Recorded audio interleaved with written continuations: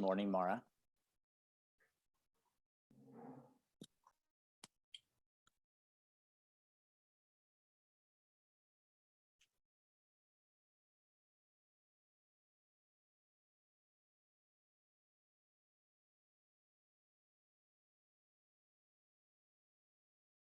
Hey, good morning, gang. Can you guys hear me? Yeah, I can hear you. Good. Hey, Jonathan, how are you? Good morning. Good. Good morning. Good. This is my first Zoom meeting. Well, see, welcome to 2020. Yeah, this I'm seeing. I'm like, this isn't my desktop. What's going on here? That's right. Hey, that doesn't look like the picture I have on my desktop normally. Yeah. So, hey, But, Brad. I see Brad Maynard. How are you, brother? Oh, it looks like he's connecting to audio, jumping in here. I thought I Cool. saw Kristen on here earlier. And then she may have fallen off. So I'm trying to get a view where I can get a few more. So, Jonathan, how are you? Happy Good Friday. Yeah, absolutely. Yeah, it's a different Easter, but we attended mass last night at home, and Nice. we're gonna do that again today, and Good. try to make it as holy as possible. Sure. I mean, we have to adapt and do what we do, and we'll talk about some of that stuff here while we'll let people see if they're logging in. I actually had a really funny thing happen this past week. I'll share with you real quick. I represented the buyers on a transaction, and after the closing, the seller contacted me and said, "Hey, I'm going to be looking for another house. Can you help me?" Yeah.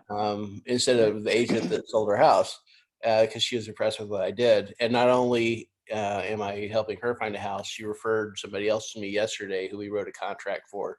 That's awesome. I'm just like, it's you never know. I've never had that happen before. Well, it's when you do things right, it stands out, right? And it shows. So kudos to you. That's awesome. It was hilarious because I mean that's probably $600,000 worth of business off of doing a good job for my buyer. Right, and somebody else's quote unquote somebody else's client. So yeah, so it's interesting because in the last week last 2 weeks I've done both a HUD property and a short sale.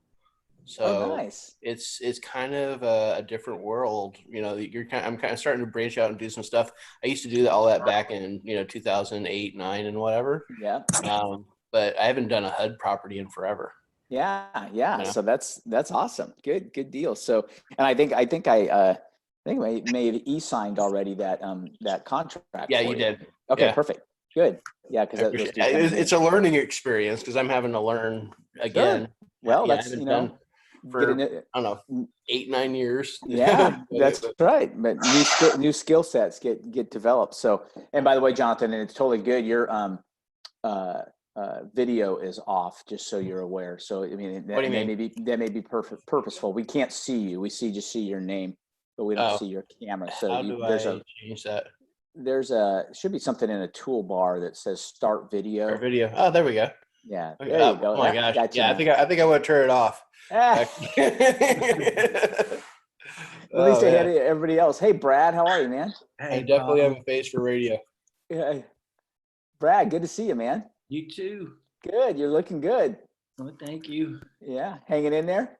Yes, sir. Awesome. Awesome. Beautiful. Good deal. Kristen Orr, I see you. You have your still picture on there.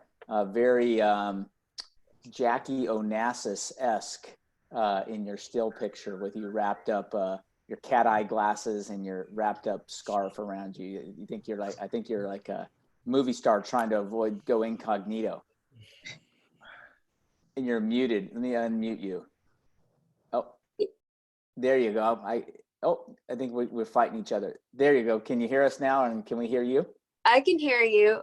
There's so I'm trying to get ready to head out to an appointment. So you might as well just keep my video off. No problem. That's perfect. Good. Yeah, that's my winter profile picture. So love it. Very good. Very like I said, very Aspen, let me sneak into and not be recognized because I'm such a popular figure. Kind of love that. And let's see, Lena Williams, how are you? Can you hear us? Yes. Can you hear me? We can't hear you. We don't see you, and that may be by design, and that's okay. Well, I really don't know how to make you see me. Okay. I see the video is crossed out. Well, yeah.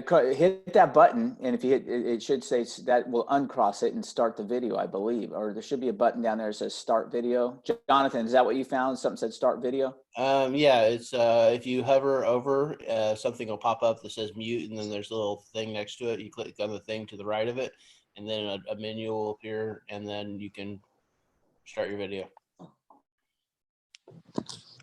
Well, I saw you muted yourself, and if not, do you have a camera, Lena? Do you have a camera on your computer? Yes. Okay. I get FaceTime. Oh yeah, that's pretty good, right? Really pretty well. If I click on the little video, it just says raise your hand or rename. So Hey, Mara, are you on? Mara's muted right now. I am hey, Mara, on. Any suggestions for us for Lena? Lena, can you hover your mouse at the bottom of your screen? You should see two icons. One. Oh, you know what? I'm on my phone. That might be it. Yeah. Okay, yeah, that's why then. So because she's dialed in on her phone. Yeah, I'm not at my desk. I'm sorry. That's okay. That makes sense. I'm in between appointments. So That's gotcha. Good. Well, see, look at you guys, still getting business done. You guys aren't messing around. That's what we like to hear.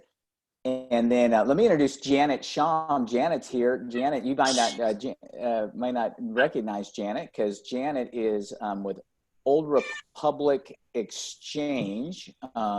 It's a division of Old Republic title companies in general that do, and she specializes in 1031 exchanges. So we'll have her in a bit. Let us know about some webinars that she has coming up if you guys want to take some advantage some time. Janet, do you have time or do you need to run? Oh, I have time. I just need to jump off like by 10:45. I have another video call thing. Okay, no problem. Absolutely. We'll make sure we get you on long before that. So, all right. I'm sorry if y'all can hear my cat Watermelon, but I can't go feed her yet because it's in the kids' room and he's sleeping. And well, that's good. We let the kids sleep and that's all right. So, Watermelon. And if we, once we get going here, maybe you can mute yourself if you feel like you get too much background noise, and then you can unmute yourself if you have something you're dying to say. How's okay. That? All right. If you hear that, because I can't find it on my phone either, where the mute is. Oh, gotcha. I can mute you if I need to. So you just did. So whatever you found worked. So that's good. All right, well, let's get started. I don't know if we'll have a couple other people jump in. It's good to see everyone, right? We've done some of these virtual Zooms before, I know, with y'all when I was trying to, from remotely, jump in and join you guys when I was down in either Orlando or Tampa, and you guys were having your meeting at the office, but now we're all individually at our homes, so that's okay. I wanted to take this time. We had a little different layout. You know, we've got, let's see, the 7 of us right now, including Mara on the call. In our Tampa meeting on Tuesday, we did a different format. We had to do a webinar because we had like 140 some odd people in there. And so if we had everybody face shown on the screen, we'd have little tiny mini pixels. So we did a little different format where you can only type in your questions and everything else. This is a lot much. I like this format better because I get to see you. And that way, if you do have questions along the way, obviously let me know. Trying to give you a ton of information. And if nothing else, get a chance to see and talk to you when I haven't had a chance to do so in a while. So it'll be good. Let me start off, first of all, happy Passover, right? I guess I don't know if you say happy Passover for those who celebrate Passover, and happy Easter, happy Good Friday in particular. I'm sorry to do this meeting on Good Friday. We've had our meetings all week, and yesterday I was planning on having this meeting, but then I was on a panel in the Tampa Bay region of like 3 or 4 brokers that they wanted on. So they had already scheduled that. So I backed this up. So I hope that you find a way to worship if that's what you do this weekend, albeit probably differently, right, than what we're used to, how we're used to celebrating Easter or Passover or the different things that we do. So I encourage you to find a way. Most churches have found ways to live stream services and or do video sermons from their pastor who's sitting at home, right, kind of thing, pre-recorded kind of stuff. So seek that out. I would encourage you to do so you don't miss that portion of it. So let me dig in. We've got a lot of information. We've been meeting. I've been on several. Jonathan mentions one of his first Zoom calls, and this is my first Zoom call of the day. I've got plenty lined up, usually back to back, with different things that I'm doing, whether they're through Florida Realtors and my leadership positions there, or at NAR and some of the leadership positions I have there. So because of that, I've got some pretty good info for you, and I hope I can answer some questions for you on some different things, and then again, to continue to be a resource for you. So I'm going to open up a PowerPoint that I had that we were showing during the, by the way, anybody know what that's a picture of? You're all muted, so unmute yourself. Yeah, it's a sonic boom, right? Yeah, it's a plane breaking the sound barrier, which is kind of odd, kind of cool that we can visualize and see that, a picture of a plane doing that. I thought that was pretty cool. So let me cover some housekeeping items first. By the way, I did not bring coffee and bagels for everybody. So hopefully you have one of your own at home. I've got my cup of coffee. If anybody has a cup of coffee they want to share. I know there are some people that are in our office in Tampa that meet 2 or 3 times a week for a virtual cup of coffee in the morning through Zoom. They are doing that just so they get a chance to socialize and do what they want to do. But anyway, so forget the Q&A part. That was for when you had to type in questions. You guys don't have to type in questions. So if you do have something you want to ask or bring up, feel free to just chime in and make sure you're unmuted if you're trying to get through. Real quick, I want to cover some things about the admin staff. Our admin staff from Tampa is working from home right now. They're working virtually. It's not a problem. We're very, very equipped to do that. Being cloud-based, we're still processing files in the normal time frames. No changes there. All is good. And by the way, business is still happening, right? I mean, we've got agents constantly pouring in new listings, new files, new transactions, new contracts. So obviously find a way. Our encouragement is always a way to, if you can find a way and feel comfortable in doing that safely, practicing all the social distancing rules that we're supposed to, then feel free. Make sure our general rule of thumb is that we're going to defer to the client, right? And clients, and make sure that they have a comfort level in how we're conducting the business, and make sure that everybody feels safe in doing so. But if you can achieve that, then we're certainly, we have been deemed by not only the state, but nationally to be an essential service, right? So we fall in the financial arena. And so that's great. All business as usual as far as our file compliance and everything else is. I will go ahead and mute Kristen. Mail, just another reminder, this has always been the case, but mail specifically, if you have closing checks that, for instance, if somehow you didn't get a disbursement authorization and you want, they have to mail a check, or if someone's mailing checks or closing paperwork to us via, closing docs or whatever, then please remember the West Chase. It's called West Chase. It's the Tampa location. Future Home Realty is the place to go. At the bottom of futurehomerealty.com, you'll find all of our office locations listed there, and you can it's on Linebaugh Avenue And that's the one we're checking that mail. I think four to five times a week.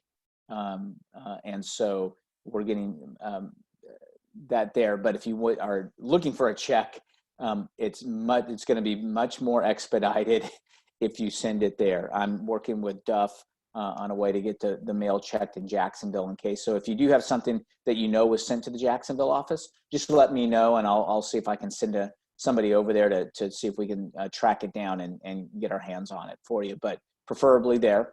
Overnight packages, UPS, FedEx. We have a drop box that Jim Shands has installed in our West Chase office specifically for that, with directions for them. However, if the title company that's sending it has marked the box that signature is required, then that's going to cause a problem because they will not, just put it in the drop box. So if you are having something overnighted, please have them not select the signature required, so that we can pick it up there. Is that all making sense so far? Those I can see on camera, thumbs up. Got it? Yeah. Okay, perfect. All right, good. Brad, Jonathan got it. All right, great. Thank you. And then commissions, we're still processing commissions the same days. Maureen generally processes deposits on Mondays and Wednesdays, and we cut checks on Tuesdays and Thursdays. So be aware of that. If for any reason you were not able to receive a disbursement authorization and the whole check was made, hey, Kristen, we can see you now. The whole check was made out to Future Home Realty, and it was mailed or overnighted to the, I'm sorry, my earpiece is falling out, to the Tampa office. Then once we have our waiting period, we have a 5 business day waiting period for that check to clear, which again slows things down. But if you would like to expedite rather than get a check sent to you, you can reach out to Maureen and we can ACH your funds directly into your account if you're looking for that. So if you need that, please arrange that with Maureen and she can certainly take care of that for you. And then final housekeeping things, signatures. If you need my signature on anything, that's fine. A lot of the documents you may need, and I can show you where it is later here when we jump off the PowerPoint onto some websites. But if you need my signature on anything, a lot of MLS waiver forms, referral agreements, things like that require my signature. We have those already pre-signed in Paperless Pipeline under Reference tab and Miscellaneous. I'll show you here in a minute. You guys aren't familiar with that, but a lot of that's pre-signed. If for any reason it's a form that's not either pre-signed or you forgot about that and you need my signature, the best way for me is to use, if you could use an e-sign, some type of software, either DocuSign, Form Simplicity's one, whatever those are, LoopNet or .loop, sorry, if you're using that, whatever is easiest for you. But if that would be best for me and easiest rather than me have to get to a printer, print it, sign it, scan it, and then email it back to you. It's just a lot easier with the e-sign component. So by the way, if none of you have ever used e-sign before, Jonathan, we were talking about different ways of getting business done and things we're learning in this time, right? But I know you do use e-sign, but if anybody out there has not, Florida Realtors, they run Form Simplicity. And through, excuse me, Form Simplicity, they offer an e-sign component, and generally it maybe costs like $49 a year or something like that to use theirs. Now through June 30th, they're waiving all fees for that part of it, just because they're trying to, they understand they're trying to do what they can do to help people do business remotely instead of face-to-face and in front of people and having to get within sneeze distance of people, right? So they're trying to help out. So if you haven't done that, reach out to Form Simplicity. And I don't know if Transaction Desk's version is doing something similar or not. I haven't heard, but I just, like I said, was on a call with the Florida Realtors Leadership Group, and they asked us to mention that to you guys. So that's there too. So that kind of covers that. Any questions on that first part about kind of how we're transacting business? Kristen, let me unmute you here. All right, go for it. So you said Form Simplicity is free right now. I have been getting it free for a while. Why is that? Well, not the e-sign component. I do that too. Oh, you do, and you haven't been paying? All right, then No, I don't think reach we out get to them. You're flying under the radar. Maybe it's part of maybe it's a part of NEFAR's thing. I Yeah, think same I here. think we do get it through NEFAR or Well, through you those guys are way ahead. Okay, don't tell my other offices. They're going to be all upset that their board didn't negotiate as well as NEFAR did. Yeah. Yeah, it's been free for years. What and the e-sign component? Yes. Yeah. Well, you talk It about things. charges enough for other things. Let me mark that down on the list of 48 things I'm going to learn today in this Yes. thing that I I didn't love know. not having to pay a DocuSign or Yeah, whatever. that's awesome. Well, good. Well, thank you for that insight. I appreciate that. So I that's, do have one thing on Form Simplicity. It seems Yeah. like there was a recent update, and the Mhm. request for commission form is now missing under Future Home Realty. Yeah, Okay, I was the- gonna say that too. Yeah, the yeah, it's disbursement missing. authorization request thing. Yeah, the form is missing now. Okay, 'Cause I do me tried a to click favor. on it. Email Jim. Jim is the one who loads all those up, and actually we can't load them directly into Form Simplicity, but we have to work with them to load it. But reach out to Jim. Brad, you got something you think you know about? Yeah, I've already talked to Jim about it. He moved it into the paperless pipeline under the references Oh, because they were doing something, and he told me that they were going to move it back. okay. So Uh, it may be a temporary thing that we had to move it out of there, or because it wasn't the functionality. Maybe it wasn't working with Form Simplicity. And is that what you're definitely saying? wasn't working well. Okay. I always had to download it from there and then take it to another website to edit. Got it. I think sometimes when we create our own forms and then we have them load it for us, there is a disconnect somehow in the I think the programming of it. So if you open it up in the paperless pipeline and then you open it up again as a PDF, it'll let you edit it and then you can save it. I had that same problem. I couldn't figure it out at first, but it worked. Yeah. very good. Now, while we're on there, since we're here, let me just see if I can escape. You guys can see my screen, okay? Right? Mhm. Let me minimize and go down. So here's paperless pipeline, right? I'm hoping you guys all you never know who's going to be on a group. Can you guys see my screen? Mm-hmm. Okay, perfect. And when we're in paperless pipeline, let's confirm that.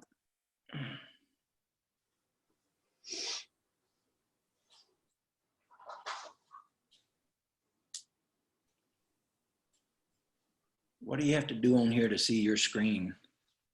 To see my screen, what are you seeing right now, Brad? Just your face. Just my face? Swipe your slides, your pictures of everybody, slide it to the left or the right, and then you'll see his screen. Okay. You see that, Brad? Kind of like click and drag Let me see. the whatever that view you're seeing is. Yeah, I see it now. Okay, perfect. Good. All right, good deal. Thank you. Thanks, Kristen. You're welcome. All right, so here in the reference tab, or it was where Brad was talking about, right? Up here under reference, this is where you're going to see a ton of our documents, right? Here's our checklists are all up here. Closing doc. Here's commission requests for DA. Do you see that, Lena? Can't tell if Lena's still here. Oh, she's muted. Let me try and unmute you, Lena. Oh, for some reason I can't unmute you, Lena. And we can't see you, we can't hear you. That's a bad spot. So yeah, send us a smoke signal and let us know that you can see this. There you go. All right, for some reason that you got muted, maybe she says I'm going to permanently mute myself wherever she is. But in any case, that's where the request for DA is, right? And you can find it there. And I guess the plan, from what Brad's saying, he's had a dialogue with Jim, is to try and as quickly as possible get that back into Form Simplicity, but we might have a slight delay right now. So thanks for that input. And I just wanted to show, while we're here, you guys understand there are a lot of stuff is here, right? miscellaneous documents you can take a look at, as I was referencing before. Different things, miscellaneous. There's a referral agreement that should be pre-signed by me. All sorts of intriguing things. Office licenses, if you need those. My broker's license. Anybody ever said, hey, a new builder asked for the broker's license or something? That's all there. Everything you would all check here, right? I mean, again, you can always reach out to us, but if you're looking to expedite things and say, hey, you know, I can get this done without having to ask, that it's good.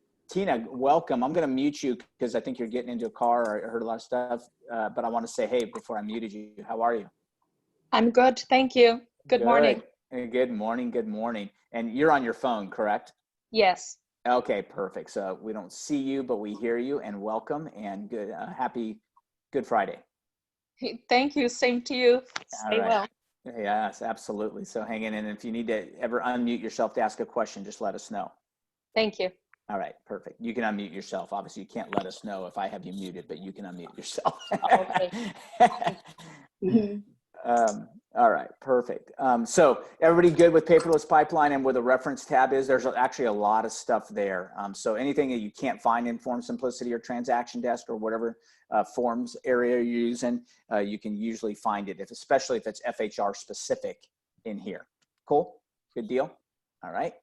While I'm up here on these tabs, I want to show you, make sure you guys understand I referenced, or I'm in my next slides, I'm going to reference all these Zoom sessions. One of the things that my slide, and I'm going to kind of pre-play my next bullet point of my slide is, you know, we are not calling this, I know it's called social distancing by all the authorities, right?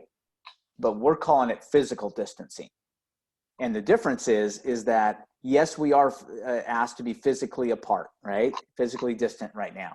And that we want to comply with that and do our civic duty by doing that.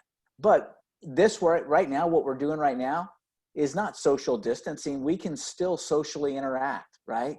We can still engage with each other. Technology has allowed us for amazing things to be able to do this. So one of my key charges, and when I say charge, meaning, hey, I'm going to really encourage you to do is to stay socially engaged, right? Like I said, through church, like when you go to a virtual church on Sunday, right? Or,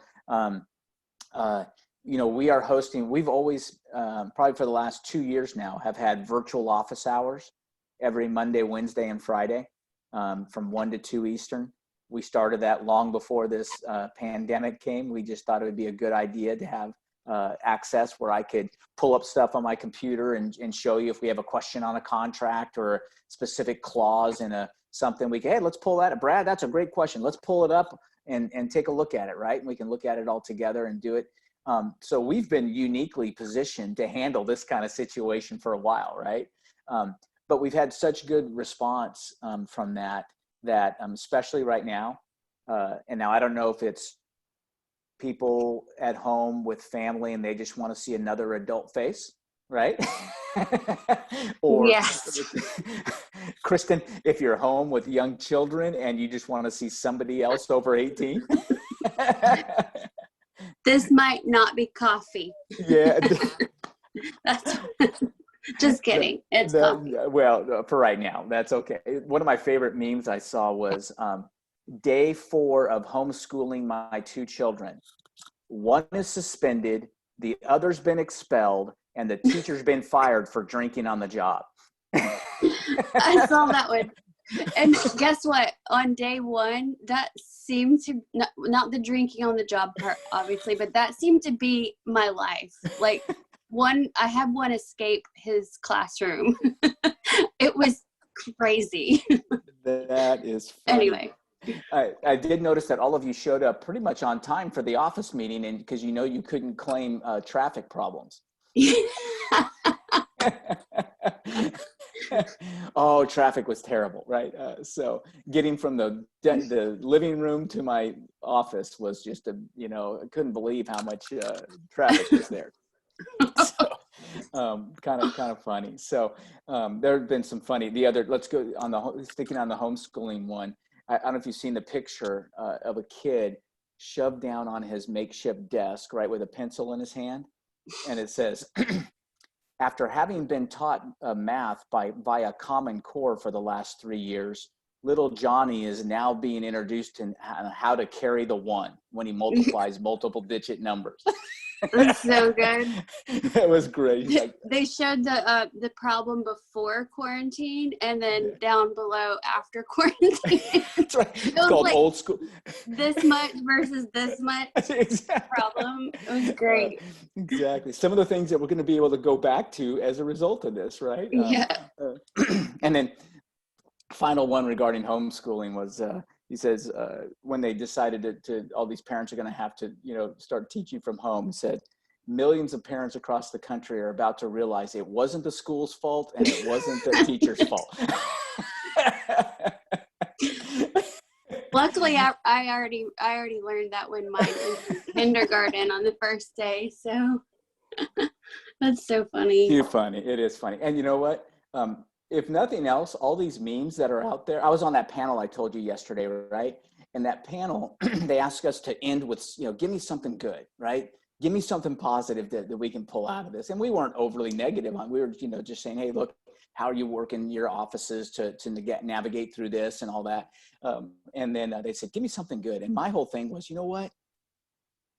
We're the United States of frickin' America, right?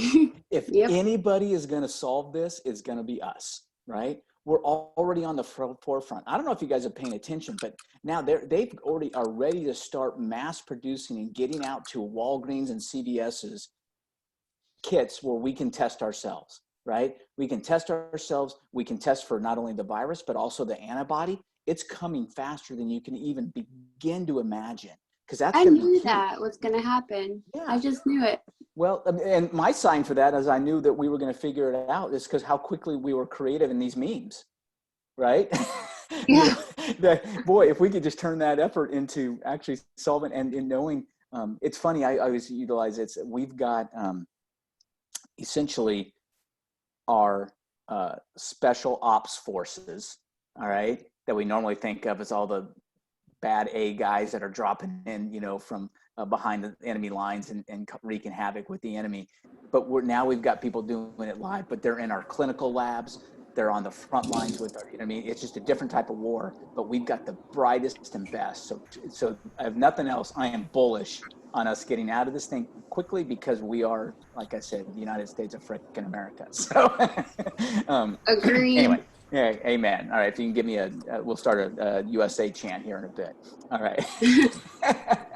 All right, so anyway, all these things, all that has led that now our virtual office hours, we're answering some real estate questions. Hey, I got a client that wants to cancel and we're answering some legal questions as best we can. And I'll talk about a panel that we had a really strong group of panelists on our Tuesday meeting, but they're going to be at our virtual office hours individually for a full hour next week. And I'll show you that schedule here in a minute. So if you want to jump on, but even in the short term, if you want to jump on these office hours, they've become kind of just hey, Brad, it's just good to see you, man. All right. Always like seeing your face, right? Tell me how things are going. It's become more of a social interacting kind of time because we need that, right? Obviously we're in this business because we're people, right? Of all the people of all the different vocations that are asked to be to sequester, it's got to be real difficult on realtors, right? Because we're naturally just out there, right, with people. That's how we get paid. That's how we make our money, right? Is engaging with the public. So it's especially difficult. Kristen, go ahead. I gotta tell you something. I had several errands this week that I could have done in an hour and be done. They were in similar areas, and I waited to do one a day so I could get out of the house at least once a day. Yeah. I'm used to leaving 3 times a day, going somewhere and back at least 3 times a day. So it's been so hard, but I've been very busy with everything that I needed to do that I haven't been able to do because of all that driving. Yep. And I'm putting out ideas there in social media to like give people ideas when they're saying they're bored or whatnot. I haven't been able to do one of those ideas because, well, I have, but some of them, but not like a plan where I'm left with just nothing to do and I need a plan. I have so much to do. It's crazy. Plus work, by the way. Right. Which has honestly gotten a little busier.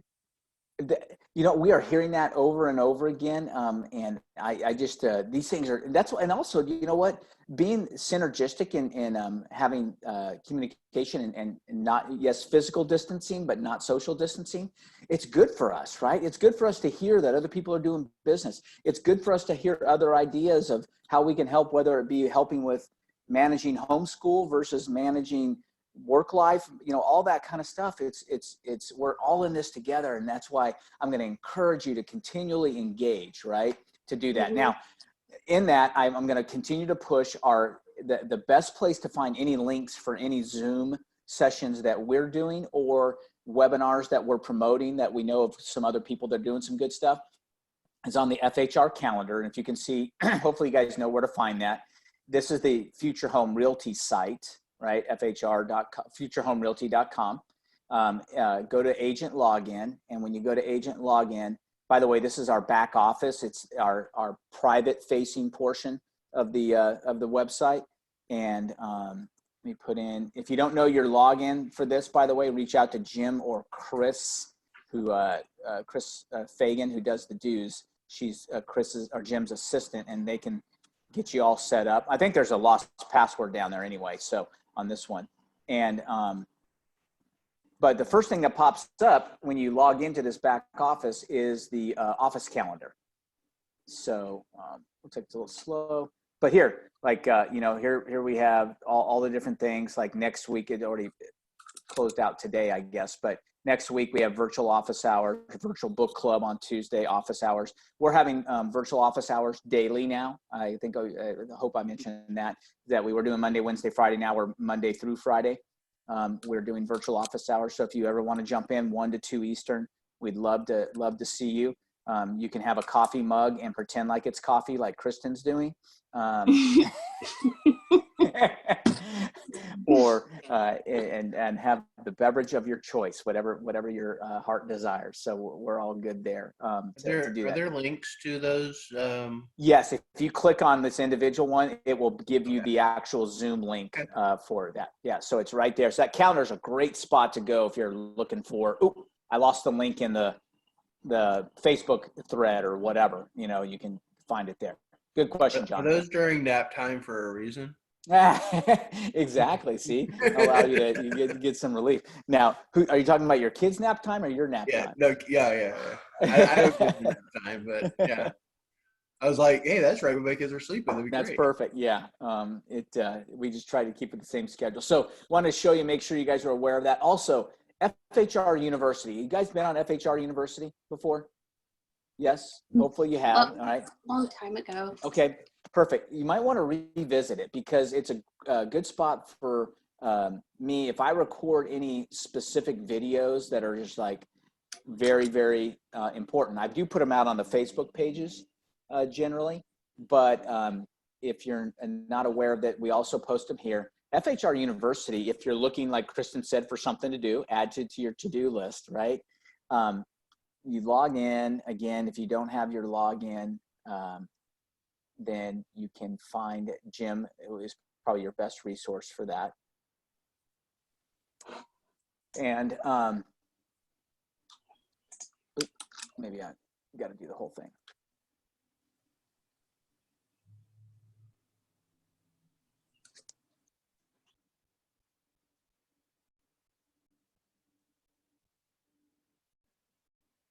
Once you're in here, you guys can see this. The homepage has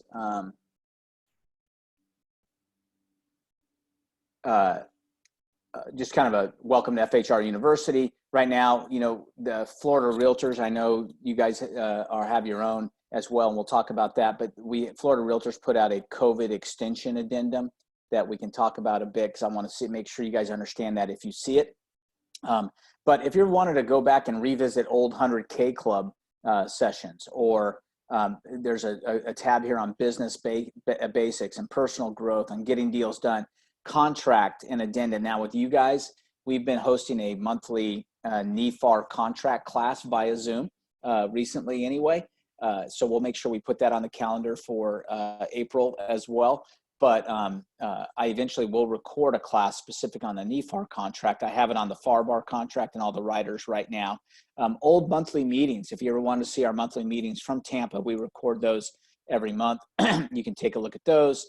Market info and statistics, all that stuff is there. So I wanted to make sure you get reintroduced to FHR University as well. And while I'm here, well, let's go back to my PowerPoint real fast. So anybody having questions on that, by the way? Nope, good so far. Perfect. We have a beautiful, I was in Florida for the first probably 2 weeks of quarantine. And then Samuel and I jumped over, we're down in Florida. Jeanette and Joseph were up here in Nashville. And then Samuel and I 2 weeks ago drove up to Nashville. So we're here. We had a nice cold front come through. So I was going to do this outside. It's probably, I think, upper 30s, low 40s right now out there. But also Friday's my mow day, and my mowers just showed up. So if you hear the mowing in the background, that's why I figured it would be good to be out there. But anyway, so let's take a look at this. So continued engagement, right? Remember that we don't call it physical distancing, or we don't call it social distancing. We call it physical distancing. That's kind of at the end. But I already covered virtual office hours and the Zoom trainings and where you can find those. FHR University, the FHR calendar, our Facebook pages. You know, Facebook, we do have a Jacksonville agents page. But if you guys haven't joined the 100K club, it's called the 100K club. And also Just Us Agents FHR. That Just Us Agents FHR, it's a lot of Tampa agents. Kristen, are you on that one? Yes. Okay. I can see you nodding. Perfect.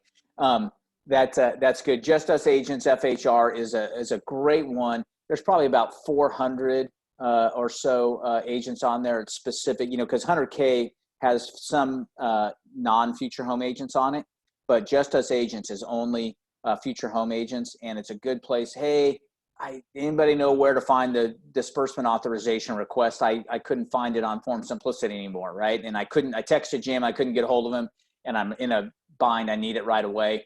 Within 2 minutes, you'll have an answer. Yeah, people are monitoring that kind of constantly, so they see it all the time.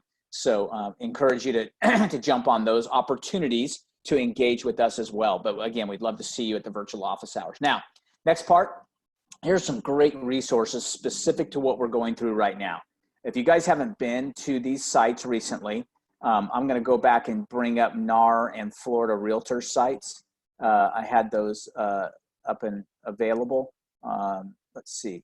The NAR site has a load of information. They've done a fantastic job of putting together all sorts of stuff specific to they have a whole coronavirus on the AID Act, the Relief Act that was done, and other articles that are out. Right Tools right now. These are things on about virtually showing homes and ways you can set up virtual open houses. There's just so much information there, and they've done a fantastic job. So I'm not going to regurgitate that. I'm just going to, again, you know, I always teach people that when you're working with your clients, you never want to be the source, but you want to be the source of the source, right? So I'm being the source of the source and encouraging you to go check that out. Great spot. They've done a great job. Specific to Florida, Florida Realtors likewise has done a fantastic job about bringing all sorts of great information to us regarding legal updates and everything else. So here's a coronavirus update you can see on the screen. So they are the latest and greatest information is there and available. So I'm going to encourage you to utilize those sites. Okay. And then finally, let me go back to my PowerPoint real fast. And sorry if you guys see, I have to move my panel around when I'm showing this. So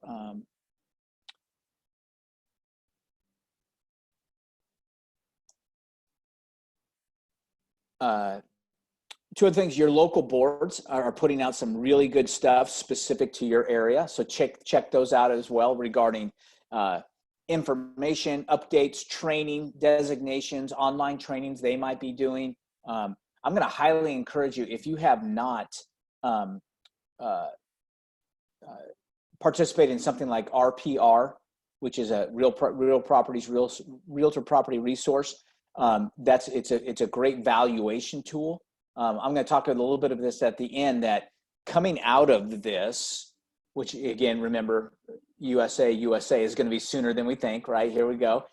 But coming out of this, it's going to be critical for you to be a value to your client, to know how we can properly see where our value, what's happened to our values, and are we rebounding, and have statistics to back that up. So the more data that you can get used to using and train yourself up on where to go find that, I'm going to encourage you, if nothing else, go take an RPR or evaluation class from either your local board through Florida Realtors.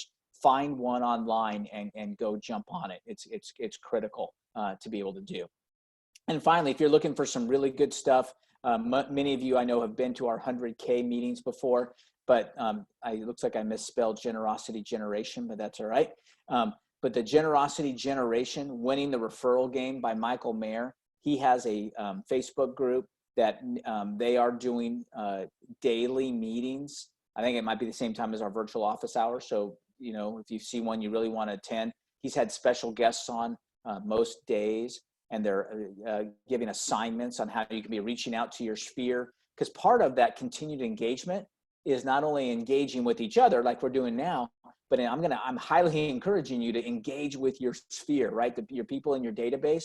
If there ever was a time to reach back out and just check in, see how everybody's doing. By the way, at 100Kers, you remember, it's not, hey, Kristen, just checking in and see how homeschooling's going. By the way, if you or anybody you know are looking to buy or sell real estate, I really appreciate a real estate referral.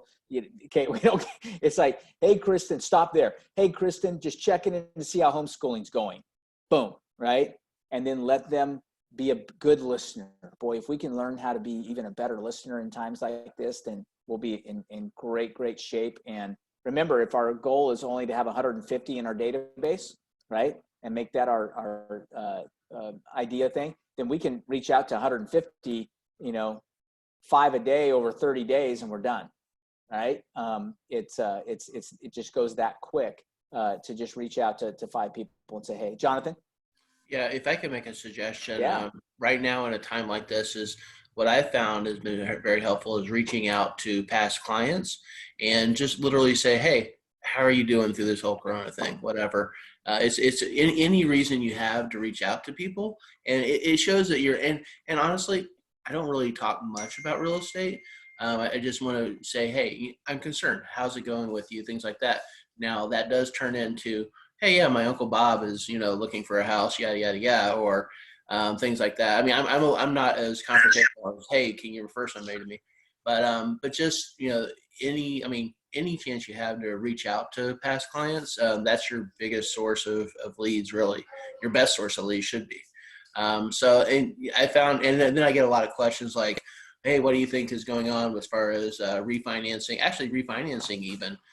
Because rates are low. I've been going through clients that I knew had a higher interest rate, and I've been connecting them with my mortgage partners and saying, hey, might be a good time for you to refinance and things like that.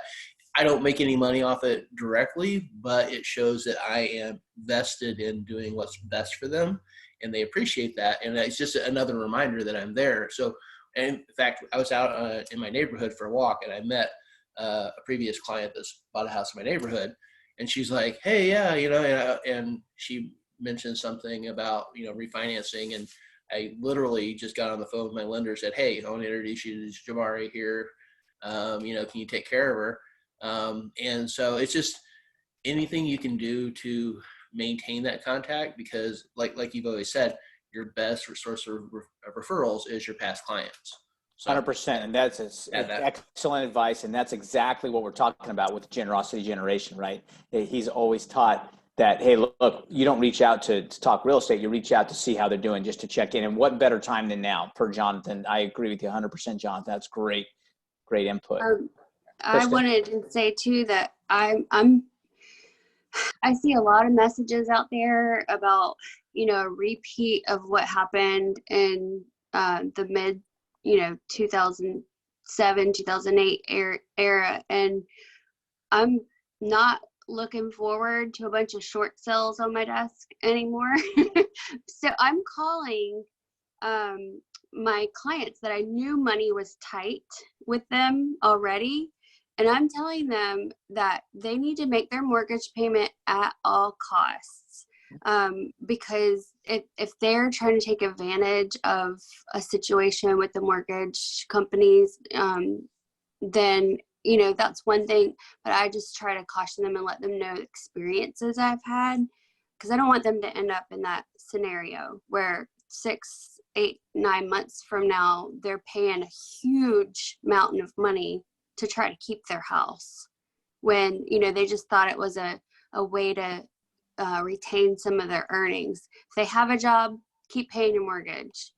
Bottom line. 100% agree, and encourage them to think long and hard before they start doing that, and I agree with you, because a lot of these different forbearance things, we're not lenders, nor are we the ultimate decider of what happens with that forbearance anyway, and how that gets tacked on the end, or if it's all of a sudden now you've got 6 months of mortgage payments due in 1 month, 6 months from now, that's not going to help anybody. So I'm with you 100%, Kristen. And anything you can do to be of a resource to people, right? And be a help and get people information. There's always one of our partners on the call on Tuesday said that, times like this create what we call a truth vacuum, right? Where there's so much mistruth out there, that if you can be a trusted source of truth and direct them, more importantly, instead of trying to give them specific information, well, here's who you call to get your forbearance and here's how it's going to work. No, just encourage them like you are, Kristen. Hey, think long and hard and be careful, and really check with the people who are going to be the ones you have to answer to later about what this is going to look like, right? Go hear it from them and do it. So kudos to you, and great idea. And then just like I said, if you have 150 people, seems like a lot, but 5 a day for 30 days, and you've reached out to all of them. That's that's a doable thing, right? And it only takes a 5-minute phone call sometimes, just to say hey and check in. So but Michael Merrill has some good ideas. Go ahead. Go ahead. Oh, it's okay. I just had to wait around for the right lender to post the right message that I wanted to convey, and then add in my input. Because I feel confident on the side that I'm on with lending terms and whatnot, but stepping into those shoes and making a real, radical claim about things, I just can't get myself adjusted for. So I did have to wait for the right post, and I found it finally. So good deal. Well, awesome. That's perfect. And Bob, if I can interject one more thing. Sure. Because Kristen actually touched on something that's really important, because a lot of people are asking us, okay, are we going to have a repeat of 2008, 2009? And they're scared because of that. And of course, I start off, clarifying my statement by saying I don't have a crystal ball. There's still a lot of uncertainty. But one thing I do tell them is, because I've been through both. I've been through 2008, and I remember what it was like then. And I tell them the thing that's distinctly different about this versus 2008 is that the people who are losing their jobs are not the office workers. They're not the executives like it was in 2008, where we had the financial crisis with the banks and such. The people who are losing their jobs are really the people who can't afford to do it the most. They're the service workers, things like that. And so, a lot of people kind of connect that, and they say, well, you're right. I still have my job, because my business is usually the 200,000 to 400,000 range. And they're like, okay, yeah, I still have my job. And most professionals who are buying in the 200,000 to 400,000 range, they're affected because they have to stay home. So I tell them it's distinctly different because, one, the people who are mostly affected are not the people who are out buying houses anyways. They're usually people in the service industry who typically have lesser credit, et cetera. But also, we learned a lot of lessons from 2008. And because of that, the government has taken some preemptive steps to keep those financial crises from happening. So that's what I kind of reassure them, because most of my clients, like I said, are in that, $50,000 to $100,000, salary range. And, I say, okay, yeah, it kind of is scary like it was in 2008, but I don't think it's going to be the same, simply because the people who are being affected aren't the people buying houses. In fact, the mortgage people I've talked to a lot of mortgage people about this. They actually expect that once this is over and people can go out and look at houses, things like that, we're actually going to have a huge pent up demand because of it, and prices are going to go up. That's the forecast I see. 100% agree. And we'll talk at the end about, kind of my take. I've been tracking a lot of this stuff. I'm on some calls with Florida Realtors economists, chief economists, as well as the National Association of Realtors chief economist, Lawrence Yoon, and everything that's going on. There's huge apples and oranges, 2008 to today, right? Everything from why we're even in a crisis, right? In 2008 and 2009, housing was a major issue, right? We were part of the problem. I'm not saying we were the problem, but we were part of the problem. Now, all we're doing is if we picture the economy as a flowing river, we have purposefully, for sake of health, put a dam in the river, right? We've stopped it temporarily, right? And to Jonathan's point, you used up the analogy. We've got all this pent up demand. That money's not going anywhere. That money is, still there. To your point though, Jonathan, I mean, I get that the money that has been lost has been in the service industry that you can't get back. A restaurant can't get back a lost day of sales. I get that, right? But for the most part, people with non-service jobs have all this pent up demand. And when we get the all clear, are unable to remove that dam, boy, whoo, here it comes. And there was nothing systemically wrong with our economy going into this. 2008 and 2009, we had systemic problems and it all crumbled, right? So totally different. Go ahead. And one thing that I keep pointing to is look at the stock market. Yeah, there was a lot of fear and it went down, but it's almost completely recovered. And so, the people who are making the decisions, the people with money, are confident enough that the stock market has come back. And when I tell people things like that, it kind of clicks and it makes sense to them. But yeah, one thing that, I'm not sitting around doing nothing right now. I am preparing myself, because I do know that once, like you said, the floodwaters open up, I'm going to be so busy. And so I'm doing a lot of things that I meant to do in the past that I didn't have time because I was so busy. I'm sort of catching up on all those things that I meant to do. Because I really anticipate, to have an excellent third quarter. Absolutely. And I fully believe that. And that's, I'm anticipating that for all of you. So anything we can do to clean up our systems so that we're prepared to handle the mass intake of volume that's going to be coming, I say, we are all in. So Kristen had a really good point, and I just wanted to address that because so many people are asking that right now. Yep. That's perfect. I can't wait to hear more in depth of your perspective after talking to everybody. I just had you can always take a little break, but I heard some things. So okay. If you want to contact me offline, we can do that, Kristen. I can kind of go over that with you if you want. Well, I will, but I was also talking about what Bob was saying, that towards the end he was gonna share some of his insight, thoughts about what the economists are saying and so on and so forth. Yeah, but Jonathan, I am very, very interested in talking to people who are on the same side, because there's so many out there that even other real estate brokers, I've had to poke holes into things that they're putting out there in the public, because I don't like it. I do not like what they're saying. It's scaring people. It's making people panic. And I am a big magnet for anxiety, and I am fighting it like crazy right now. I do not like it. I hate it when people are trying to put fear into me and put fear into others. And oh my gosh, I could go on for days, but I'll stop now. Well, and that's good though, but you got to acknowledge it. But then that's why I think it's critical. And I encourage you, I know you're busy, but if you can jump onto some of these virtual office hours we're having some very positive conversations, right?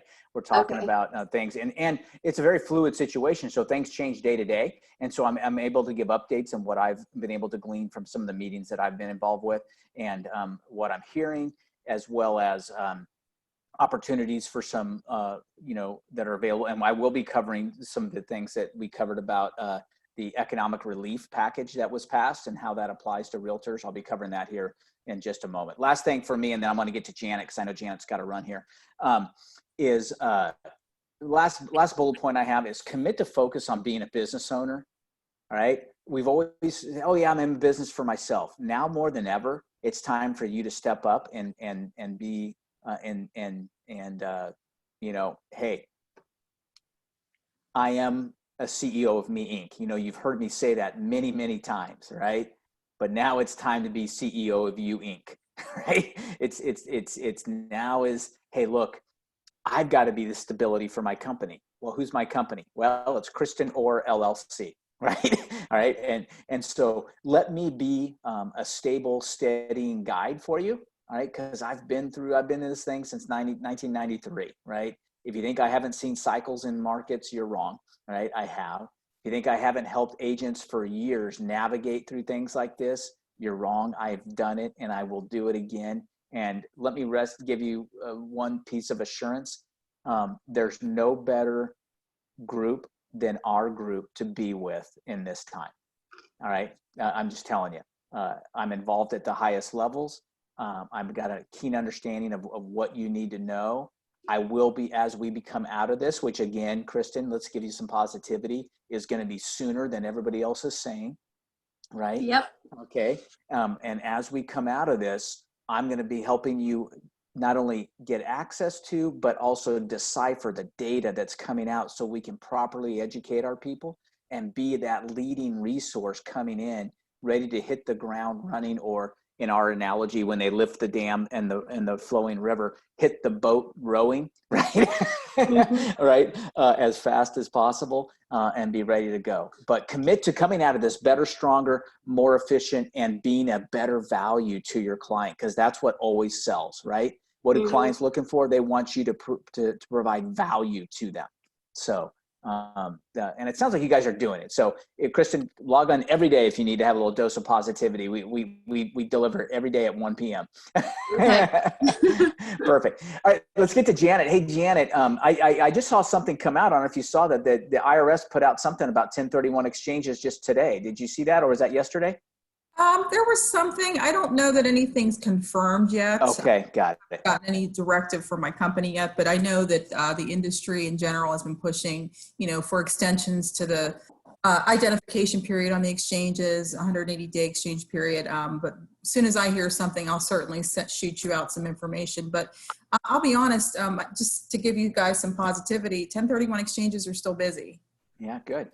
Have investor clients, so this is a positive thing. So if you really haven't focused on your investor customers, now is probably the time to do that, just because they are, trying to hurry up, because there are people out there that just want to get rid of properties, and it's helping these investor customers. So it's definitely something to keep in mind as you're working on your marketing and things like that.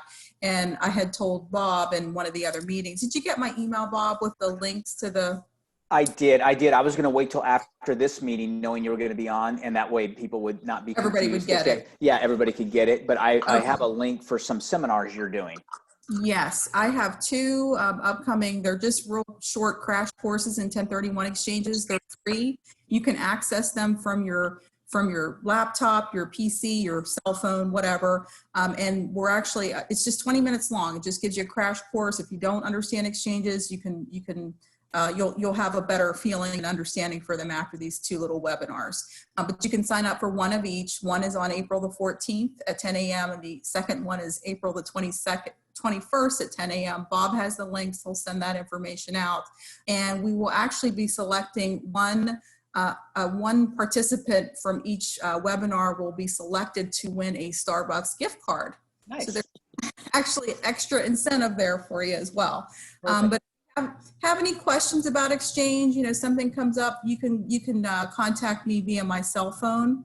My cell phone number is 412-389-5606. Again, it's 412-389-5606. And we're a nationwide qualified intermediary. So if you have a customer that's selling in New York, which we're getting a lot of that too right now, with everything they're trying to get out of the Northeast. So if you have a customer selling up there and they're trying to move property down here to Florida, you know, just certainly reach out to me and I can help you with that. So I wish everybody the best of luck. And Bob is such a great mentor and leader for his team. I really appreciate everything you do, Bob. It's interesting to see how you operate. And I will tell you, out of everybody that I deal with, you truly care about your people.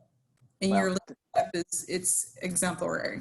It's awesome. Thank you very much. And Janet comes to most of our Tampa office meetings, and we get to see her there, but she hasn't had a chance to see you guys. So I was excited for her to be able to jump on all these. So, and I'll make sure I post that link. And 1031 Exchange, another bullet in our belt. Good to see. I know you got to run, Janet. Thank you. And I'll make sure that that's out there. Thanks, guys. All right. Bye-bye. Great day. And she does a fantastic job. So speaking of which, real quick, while I'm on this slide, let me go to my next slide here. Can you guys see that? Next week, we had a panel on our Tuesday session, and we had all these different people come in to speak to their area of expertise. You can watch a replay of that, by the way, and back under FHR University under office meetings. If you go to the April office meeting, you can watch a replay of it. But I only gave them 10 to 12 minutes each to, like, for instance, this first guy up here, David Rankin, he's an attorney. And I said, David, give us everything legal we need to know about doing business right now in 10 minutes, go, right? And so we knew that was going to be impossible. So he's coming back, and he's going to be this Monday on our virtual office hours. He's going to be online. So we're going to be focusing specifically around some of the legal things. Is this force majeure, right? Can a client automatically extend contracts right now based upon the force majeure clause in the contract? Just FYI, not to be a spoiler alert, the settled case law is not settled yet, but the general answer from Florida Realtors in overall is no, that this is not considered a force majeure as protected by the verbiage that's in our contracts as we speak, right? That may change. The next version of the contract, they may say, oh, we better plan for this, right? But it wasn't planned for, so it's not falling under that. Other opportunities or things that if clients are looking to do, just FYI on keeping deals together right now, our encouragement is do everything you can to extend contracts if buyers and sellers are willing to do so, right? However, if your buyer is up against a hard deadline and is unsure of whether they would like to continue and you cannot negotiate an extension regarding this, right? Then you have to go back to the contract and say, well, Mr. Buyer, we need to then say, based upon the financing clause, that we are unable to, perform under the contract based upon this. And so rather than risk losing our earnest money, we're going to go ahead and cancel the contract if we can't come to a resolution of an extension, right? So don't plan or promise your buyers that there's an automatic extension on the horizon, right? Based upon, they're going to let everybody extend this. That is not the truth, and it's not settled case law at all, right? So you got to be very, very careful and make sure we don't ever disseminate anything like that. I joked with the panel. I was on a group of one of the other meetings Kristen I was on with was top 50 brokers in the state of Florida a couple days ago. And they were asking me how I was handling some of this stuff. And I just said, well, for years now, I've almost made a requirement before you could join our company that you have to be able to say in 3 different languages. Just a reminder, I am not an attorney and I encourage you to seek your own legal counsel. I want you to be able to say it in English, in Spanish, in Vietnamese, and yeah, right. I always said, and they were laughing. I said, I don't necessarily do that, but that's our thought is that whenever you start to get, let me just write this additional terms into the contract. And as soon as you start on your second sentence, you probably need to put the pen down, right? And say, hey, I better check and maybe see if there already is an existing rider in place that handles this rather than me try and say it in my layman's language, or should we check up line, right? And let's check with Bob, let's check with Jim, let's check with, find out what's going on. Let's see if we can get an attorney's opinion on that, right? So all that being said, 1 o'clock Monday, David Rankin is an attorney that will be on with us, all right?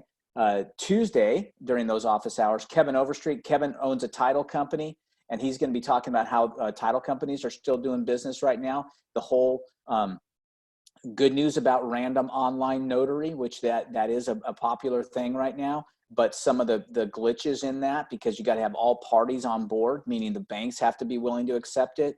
And there's some issues regarding this random online notarization, and banks are pushing back a little bit right now, just FYI, because in order to, we saw this in 08 and 09, remember how many of the people were coming back and saying, oh, you can't foreclose on me because you can't provide the original signed note, right? What we call the wet note, right? And with random online notary, there is no wet note signature. It's been notarized and authorized legally, but banks are already looking down the road saying, well, if we close on a deal like this and we don't have a hard copy of the original signature on the note, that if things go south anytime in this loan, we may not be able to foreclose. And so there's some glitches there, and Kevin's going to be speaking specifically to that. Kevin's group, they're a title company. They're doing what they call curbside closings, right? So they have all the documents as much as possible ready to roll. And then what they'll do is almost do like come out to your car. You can, hand them a thing. It was kind of funny. It reminded me of a meme. I saw a picture of it says hairstylist getting creative during the 6-foot rule, and they had a picture of a guy in a barber chair, and the lady behind him had one of those like a tree trimmer with the extension pole. Was staying 6 feet away and was trimming his hair. So I thought that was pretty good. I could use one myself actually right now. I'm getting a little long, getting that little flip in the back. I haven't had that in a while. So I actually just had the phone call I just got a little bit ago was an elderly client who was concerned about going into a title company. So I arranged, they pre-signed this morning, and they called me and told me they had a great experience. That the title company came right out to the car and did all that. And so it shows that you're, and I got another guy last week that was going to come down from Georgia, and I recommended he get a remote notary so he didn't have to travel. So yeah, you should get creative and you work around the situation, right? And that's exactly what we're doing. So anyway, so Kevin will be there Tuesday. Wednesday, Todd, you guys might want to join this. Todd Unbehagen. Todd owns an accounting firm and a small business tax company down in the Tampa Bay area, but he is extremely knowledgeable on all these programs that are out, as am I, by the way, regarding, we're going to speak to those here, and I'll make sure I give myself time to go over that, because that's really important information, and things are changing. And when I say these programs that are out, some of the, like, should I file for unemployment? What about this payroll protection program thing? What about the economic relief that's available to Florida realtors and so on? So we're going to cover all that stuff. It changes so much on a daily basis, but by Wednesday the 15th, Todd will have a firm grasp on that, as will I, by the way. If you ever want in the interim, even we have virtual office hours today at 1, and I'll be on, and a lot of times I'm answering questions regarding that because I've been pretty involved in understanding that. And then Friday, Cindy Hayden. Cindy she's one of our agents, but she's also the chairman of the Pinellas Realtor Organization this year.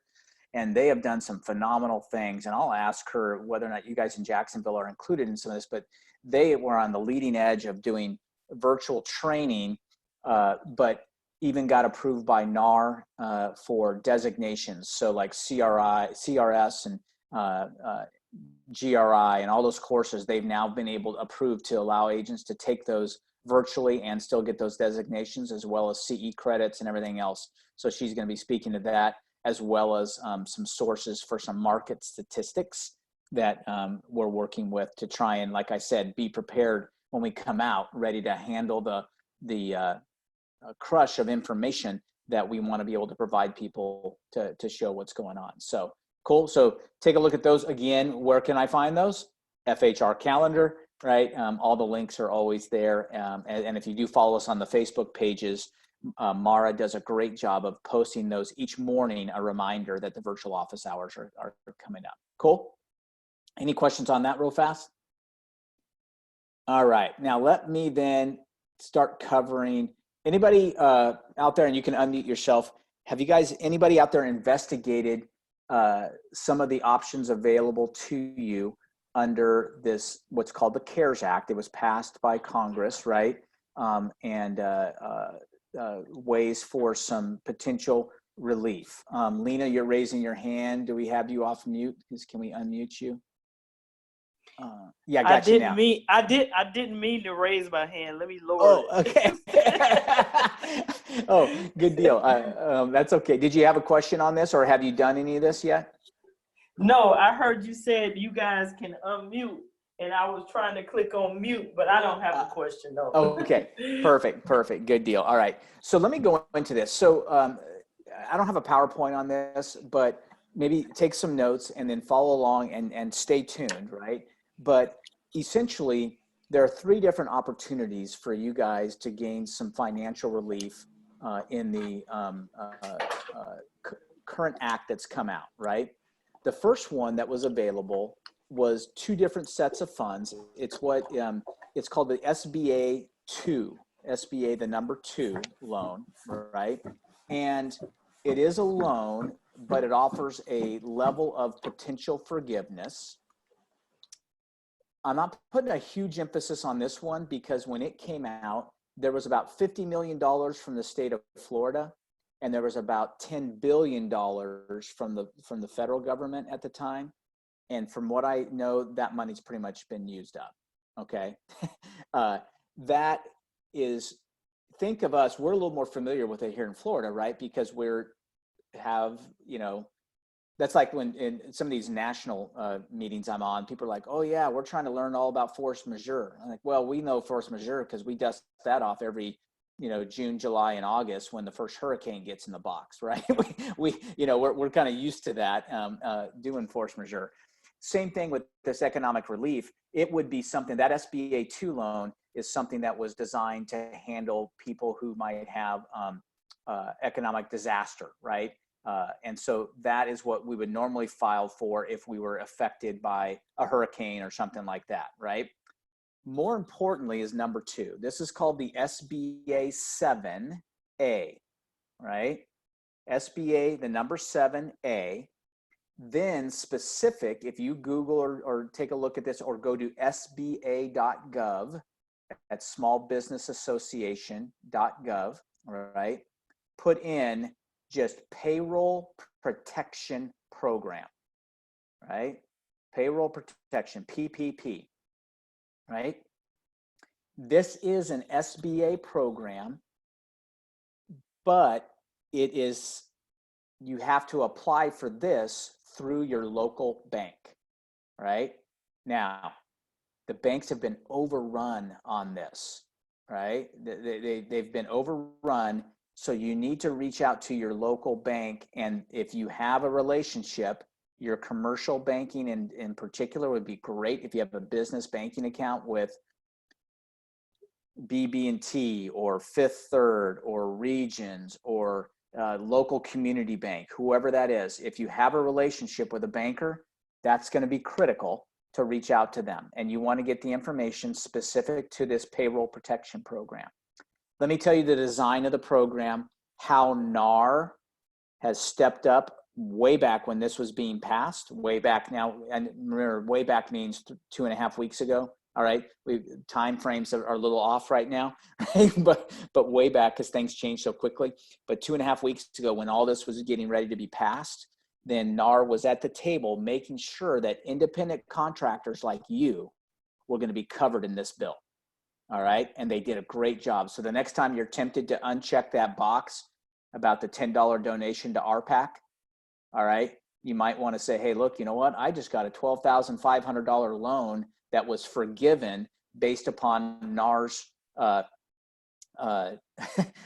lobbying efforts in DC. So maybe it's worth my $10 to help keep them funded, and they can and do what they need to do to help protect our interests, because they did a great job.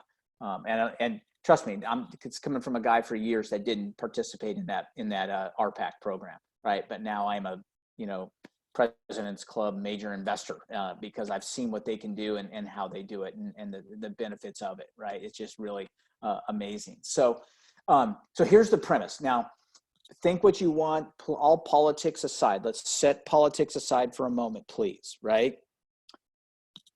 Kristen, I gave you hope saying that we've got the brightest and best working on this from a clinical standpoint and everything else, and I have full faith and confidence in the powers of who we are as Americans, right? Trust me, and let me tell you this, that Steven Mnuchin, right, whatever you think about Donald Trump, he has surrounded himself with very bright people, extremely bright people, right? And Steven Mnuchin was instrumental in setting up this payroll protection program. Because let's think about it. If you guys can follow this with me, we're all getting we're getting economics degrees now, whether we like it or not, okay? Because now we understand the power of an economy and how when we put a dam in the middle of an economy, right, a flowing river, how everybody gets affected, right? I joked the other day, said, hey, you know what? My dry cleaning bill's gone down, right? And I said, oh, that's funny, right? But then I realized, oh, my dry cleaner had to lay off all his employees. And the company that makes all the dry cleaning fluid, solution that they use to do it probably doesn't have a job unless they've switched to making hand sanitizer, right? Or whatever's going on. So we're all getting a really good dose of how the economy works, right? How we're all interconnected, right? And that then consumer confidence is so critical, because when the consumers are confident, then they spend money, and when the money is spent, then the GDP goes up, and it helps the whole thing, right? That's just the way we roll, right? So that being said, they had a couple options here, right? They know that small businesses like us and you, right, employ over 50% of the workforce out there, right? Whether you're employing yourself as a self-employed person, or like me, I have support staff that I actually have employees, right, that I have to keep going. They say, okay, well, there's two things we can do. We could let them just die and wither, right? And then all those employees are going to get laid off or fired, and then they're going to file for unemployment. So they're going to overtax an already overtaxed unemployment situation. Or we can take a portion of this money, get it in the hands of the small business owner, allow them to keep their employees on staff, and it accomplishes two things, right? First of all, it keeps these people from then filing for unemployment. So that's a great thing, right? So we're not overtaxing that system unnecessarily. And the second thing is if when we release this, we want to have the economy flowing back and humming as quickly as possible, then a small business owner doesn't have to go back and rehire new people, right? It's designed to say, hey, look, now we can just get back and we're running. We still got the same employees. Everybody's good. Let's keep rolling, right? So here's the way it works. They allowed small business owners to take a look at their average monthly income or monthly payroll, all right? Now, let me bring it home to John Smith, realtor with Future Home Realty, all right? John Smith, realtor with Future Home Realty, received a 1099. He's not incorporated, right? And if you are, you're still okay, right? But John Smith, realtor, he's not incorporated. He's just a 1099 independent contractor with Future Home Realty. He received a 1099 from Future Home Realty that said he made $60,000 in gross commissions last year, right? From our understanding of the process, and again, check with your local banker because they have their application process. What you can do is take that $60,000, make it a monthly amount, divide it by 12, so $5,000 in this case, right? And you can go apply for 2.5 times that payroll. All right, so 2.5 times that $5,000 is $12,500, right? That's the maximum loan amount you can get. Now, here's the beauty of it. As long as you spend 75% of that $12,500 on payroll over the next 8 weeks, right? That loan can be forgiven in its entirety. All right. Now, what if I was a S Corp, right? What if I am Jonathan Doherty LLC? What if I'm Kristen Orr LLC? And I paid myself a salary, plus I also have distributions at the end of the year for shareholder distribution, right? They will allow you to not only count your payroll, right, but your distributions as well, combined toward that figure. Now, here's the catch. The maximum total compensation for any employee, right, whether you're an independent contractor or true employee, is $100,000 for this calculation. All right. So, Jonathan, for instance, I know you made more than $100,000. All right. So the maximum calculation you could use for you is $100,000, right, divided by 12, which is $8,333.33, right? Multiply that times 2.5, and you're somewhere in the neighborhood of 21,000 something you can apply for maximum loan that you could apply for. Okay. I have a question for you. We actually have two businesses. One that I do my realtor work through, and one that we own investment property in. Yep. And I paid a salary in both of them. Yep. So is it $100,000 per business? That I don't have a total answer for you for.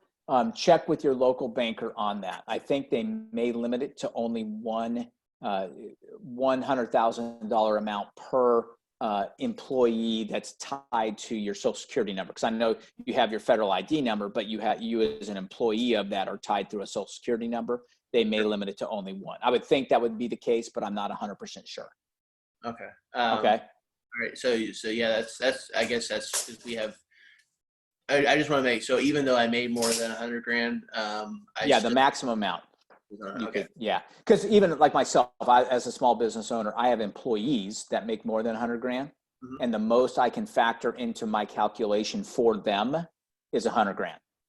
I have to stop that. So because one of the questions on the application is, are any of the employees you've listed in line 7, right?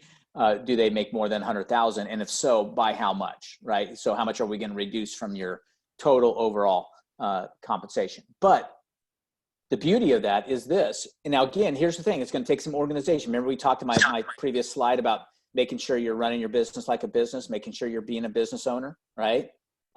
Now, there's going to be twofold. You're going to have really good data, right, to provide the banks to prove here's how much your payroll was or your total income. So that's how you're calculating your 2.5 times number, right, to get for this is my loan amount I'm applying for. So you have to have good data there. 8 weeks from now, you're going to have good data again to prove that that's what you paid and you use that for payroll, right? And you should be all set to know that now that's how you're going to get approved for the forgiveness. All right. So you want to make sure you're careful there. But this, in my opinion, is where you guys need to focus on relief. All right. Really establish yourself, because it's designed to cover us for 8 weeks while we're the United States of frickin' America and figuring this thing out. Right. Okay. And I'm going to get this thing resolved, and we're going to all get back to work. We're going to remove the dam. Things are going to be flowing, and we'll be humming along like nobody's business. Right. But in that short term, it's designed to provide that relief and to keep you from overtaxing an already overtaxed unemployment system. Right. Cool. Are you with me there? To that end, Todd on Wednesday, April 15th is going to be speaking specific to what we know as of that date, because people will have made application by then. Here's what I was hearing from my personal banker. Applications for small businesses began last Friday, right? Applications for you as individual independent contractors begin today, all right, from most banks. Now, every bank's different. You need to reach out to your bank and reach out to them. Also, this is all, I don't know if you're paying attention to the news, but if you saw recently where they were fighting over an extra $250 billion in relief that they wanted to get passed, and one party put a block to it because they wanted, money for, other. That $250 billion is designed to add to the $350 billion that they passed for this PPP program. This is exactly what they're talking about when they're talking about an extra $250 billion for small businesses. It's for this payroll protection program right here. All right. So reach out to your congressman, senator, and say, hey, look, what's up? But if you're trying to block this thing, stop blocking it, because the 350 billion, it's getting eaten up pretty quickly. It's a lot of money, but it's still going through pretty fast. Kristen? You may not know the answer to this, and I was debating whether I even need to do this or not. Yep. So I have two questions. One is, I'm an S corp, but I think because I didn't do things the right way within my payroll system, my CPA wanted to make me as a personal, getting my personal income as a 1099 within that business. Does that change things for me? I mean, you may have to check with your bank, because again, I think they're going to be fairly flexible on this, because they understand that people like real estate agents in particular that are approved for this may not may have a rude awakening on whether or not they've been doing things correctly or not. Right? Yeah. And that's okay. I think they're going to be hopefully fairly flexible, but I would just combine everything you have to prove income and say, here's where I was in 2019, whether it's a 1099, whether it's a W-2 or a K-1 or a combination of all three, right? All these different things. Okay. And say, hey, look, here's what my true income was, and here's what I'm trying to get a loan for. And I will use 75% of that toward payroll, which means to you, right? Which is yourself. Here's what I averaged last year on a monthly basis, and here's what I'm looking for now. So I would gather as much of the data as you have from your accountant, and then get with your banker so that you can say, okay, here's what I have. What else do you need? Right. And try and get that conversation going as soon as possible. All right. Okay.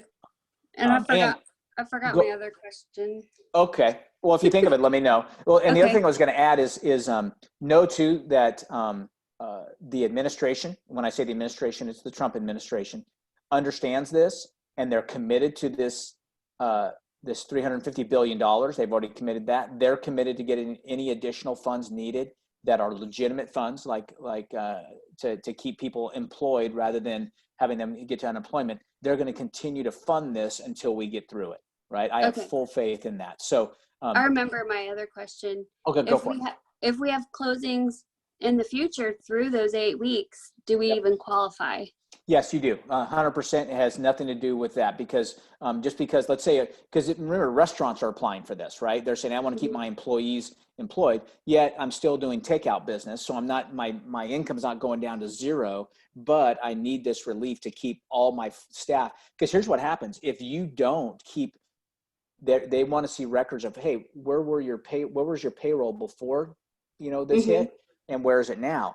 If you took this money and then fired your employees still, then you're not going to get this loan forgiven, right? Well, I'm not firing myself. And we appreciate that. We do. But an appraiser might very well mess up 2 deals I have out there, and that's what got me thinking about it in the first place. Like, well, here's the thing. You should. I'm telling you, whether you think you need it or not. Whereas, and that's why I'm putting so much emphasis on this payroll protection payroll protection program is the go-to right now for you guys. I really believe that, because the last one in my leg, my 3-pronged stool, if you will, of relief, is they did do a good job as well in getting independent contractors included in unemployment benefits, right? But I'm here to tell you right now, that is your last ditch effort, right? Why? Well, because if you have any income during this period, like you just said, I might have a couple closings, that affects unemployment, right? Number one. Number two, Florida is being overrun right now with unemployment claims, right? Every state is, right? You know what? So they're already getting overtaxed on regular unemployment. Now they've thrown this thing at the unemployment system, saying, oh yeah, by the way, we're also going to include independent contractors, which has never been done before. Right? And so if you think there's mass confusion going on in these states, give them a little grace here, right? First of all, they're seeing like 1,000% increase in the volume that they were experiencing just 3 weeks ago, number one, right? Number two, they're getting another 1,000 increase on thrown in with people that never paid into the system and are asking for benefits, right? Like independent contractors. So I think it's going to be a while before that hashes out. So because of that, let's focus on this other thing. I think it's a much better role for us to go to is this payroll protection program. And I don't want to call myself unemployed. That's just a prophecy I'm not willing to let be fulfilled. That's right. Good for you. Good for you. And I'm with you, Kristen. So that's where I think we should go. So Todd's going to be on speaking to that. By the way, seems like every time I'm on the virtual office hours, we're talking about this, right? And so that's okay. Come on in and we'll hash through. People are beginning to share some stories. Hey, my banker accepted my application and it's in process now. Or other people, hey, look, I got feedback from them. So they're gearing up because they've got a lot of volume to work through as well. So the more structured and tidied up application you can present, the better, right? That's going to help you get put to the front of the line faster is when you have your data ready to go. All right. If you would like to go and look at a sample application, all right, that most banks are using, it's sba.gov, right? Click on the payroll protection or enter in their search part, payroll protection program. And in there, you will see what SBA has created as a sample application that I think a lot of the banks are using as the basis of their own applications. All right, so you can get to that. Brad, go ahead. Hey, I just, here in Jacksonville, the mayor has partnered with ViStar Credit Union to do all this. Oh, good. Just got an email from them saying that they're no longer taking applications and they can't talk to us because it's been overwhelmed and it crashed the system. So now they're trying to do it manually, but it's going to take a while. Yeah. All right. Good. That's good. Good. Now, and that's why if you have a relationship with a banker already, it's going to be very beneficial in this time. Right? Because if you're trying to go and they don't know you from Adam, it's a little bit of an issue. Whereas if you have a relationship with a banker, even if somebody even if you don't have a business banking, I would reach out to who you personally bank with and see if they're participating, because they already know you. And there's another level. If they don't know you, then they've got to go through the Patriot Act stuff and verify you are who you are, right? And all that kind of stuff. Whereas your personal bank has already done that and knows that about you. So fair enough. Cool there. Kristen? This is kind of funny. It's just a weird situation, but that appraisal that I'm talking about that might cause an issue for two of my deals. Yeah. My seller for the listing and the buyer, he's also the buyer for the purchase. He is a commercial banker. Perfect. See, that's I might awesome. have to go to him and say, Yeah, right. Hey, help me out here. And yeah, exactly. That's great. That's awesome. yeah. And trust me, he is gainfully employed during this time, so you don't have to worry about him losing his job. So that's good. he just got the notice yesterday that he was going to be working through the nights and through the holiday weekends. Yep. Around the clock, they're doing shift work. So Who's he with? BB&T. Mm-hmm. Mm-hmm. He is working his butt off right now. And they all are. Yeah, absolutely. And so have a little bit of grace when you're talking to them as well, right? Yeah, when you're speaking. If anytime we're reminded to have a little mercy and grace is something like Good Friday. Yeah. I'm always grateful for that. Jonathan, go ahead. Yeah, I had a clarification on my earlier question. My wife brought this up. You said it's linked to one social security number. Now, my wife is co-owner on our other business. You can absolutely check and see if that's an option, if you both can apply through it individually, for that, and include the second business through a different social security number as the employee. That would be a viable option, I think. Again, I'm not the lender of the money, so I can't answer the question for you, but I think it's something that's certainly worth looking into. Okay, sounds Cool. good. Good question. Good question. Anybody else got any questions on this in particular? Lena, you're muted. So go ahead. Oh, you saw my lips. Yeah, I did. I was trying to. Okay, quick question. The $7,500, the example you gave of Mr. Smith. Yeah. Spending and getting $12,500 loans, spending $7,500 on payroll. 75%. Oh, it's 75% on Right, payroll. of that 12.5. It can be forgiven. Okay, well, if I am the employee, like Christian said, I'm going to keep working. So how do you prove that? Well, you show that that's what you made last year and that you're continuing to do that. And even if you have some closings, it doesn't affect it, right? You're still just going to show that you use that money. What they want. I was thinking, do I need to show that I use the money for supplies, websites, business related? Yeah. Well, business related, but business related, a majority of that is to provide you money so that you can pay your personal mortgage, right? I mean, and that's what you as an employee, quote unquote, or independent contractor. Are you incorporated? I'll tell you, when I hang up this phone, I'm going to pay for my LLC. I've been saying it for years. I know it's not expensive. It's just going on some biz. I promise. Yeah.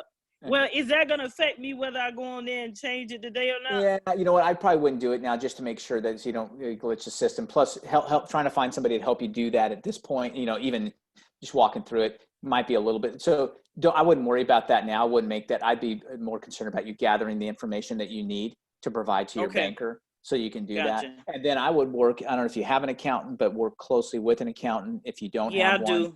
Okay, to say, hey, look, I'm applying for this loan. I've got to show that this is income, that payroll related. So the most of your income goes to you personally, so you can pay your car payment, right, and pay your mortgage and all that kind of stuff.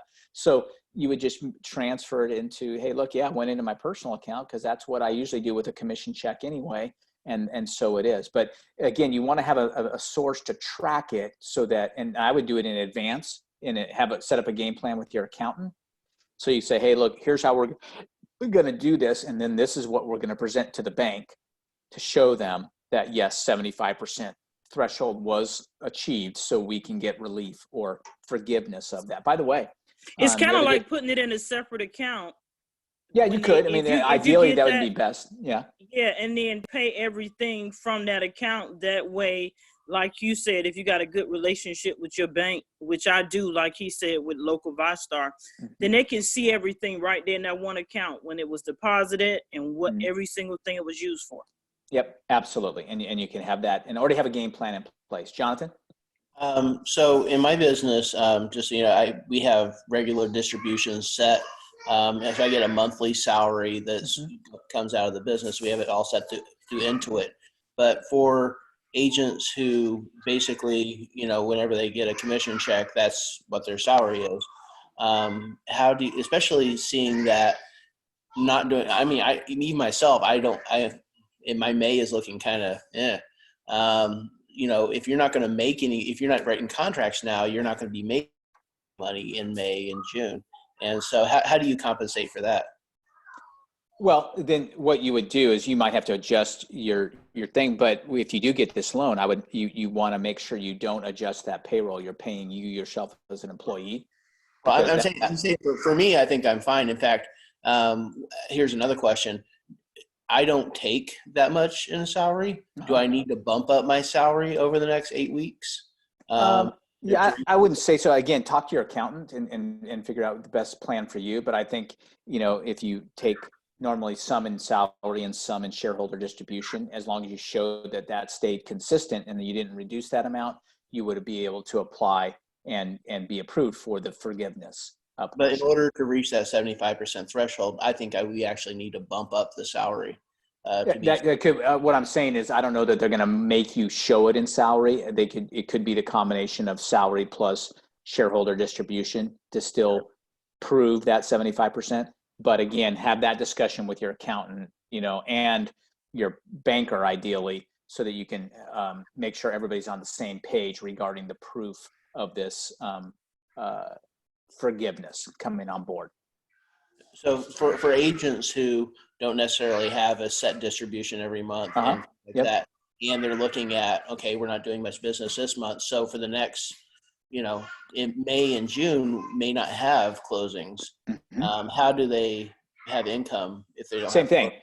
Well, when this loan comes in, right, then they do that and they say, well, because of that, now I am paying myself what I averaged last year, and this is so to they keep pay me themselves out of the loan. correct. Okay, all right. Thank Correct. you. Yeah. Yep. And that's what it's designed to do, so that therefore they don't go and file and overtax the unemployment. That's the design of this program. So, and I know that this is always a loaded thing, and it's important, right? This is a very critical stuff. So we talk about this often. If there's anybody else have a specific question, I know we're over time a little bit, but it's I'm here to answer. I'm willing to stay on. Anybody else have anything that they need? No, Kristen? Yep. What if my CPA isn't getting back to me because he's slammed? Yeah. If you're looking for data, you mean specifically? Yeah, you're just gonna have to say, hey, it's time for you to step up, right? You should be able to click a button and get me my 940 forms that were my, payroll compilation from last year, or I need a copy. If any of you were independent contractors, now this was a unique year. We did issue 1099s to even the LLC people this year.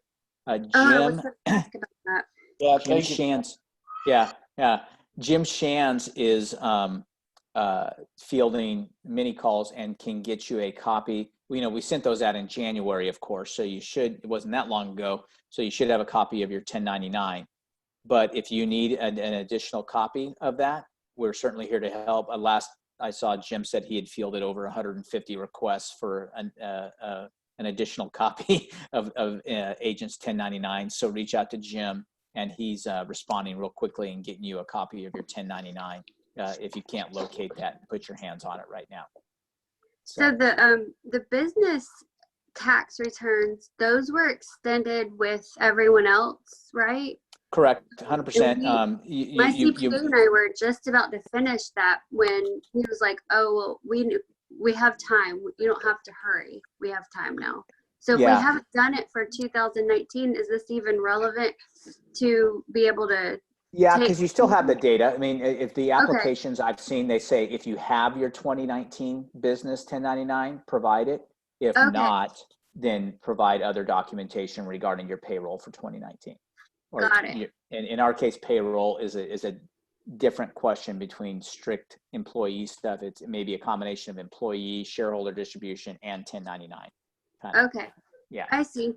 That makes sense. Very good. Good questions, by the way. And let me finish up real quick then, and Kristen, share with you that you asked me, here's what the economists are saying, is that we're going to monitor closely how people are coming out of this. And there are some states that have been in quarantine a little longer than us. And so one of the first things we're going to do is begin to monitor as, let's say, maybe California and Washington come out. Now, there may not be a direct correlation with us, but it'll give us some data to at least begin to research to see, okay, here's where California's median price was in this area before, and now here's where it is. It's down by 4%, right? But in 2 weeks, it was only down by 3%. It's rapidly recovering, right? And we can see this rapid recover, right? And so that kind of data is going to be critical, all right, first of all. And the economists, both National Association of Realtors and the Florida Realtors chief economists, both are very bullish on our recovery. When bullish is a good thing, right? Bear's bad, bull's good, right?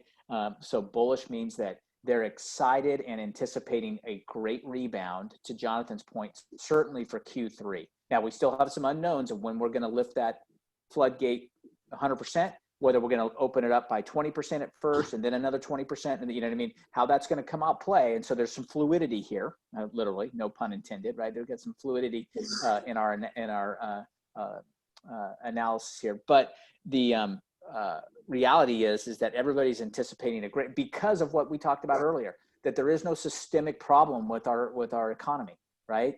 It wasn't an issue with the economy. It was an issue with the health surrounding, right? It's something we couldn't have predicted or seen, right? So because of that, we're going to be open up and be back to business and hopping and bopping quickly, right? So that's great news. The other thing I want to leave you with this is mortgages have gone through some things, right? They've been affected. The Florida Realtors chief economist shared with me the other day that although his area of expertise is not specific to the Treasury and how the Treasury really interworks with the bond market to create the mortgage platform, right? You know, where the availability of funds for mortgages and so on and so forth.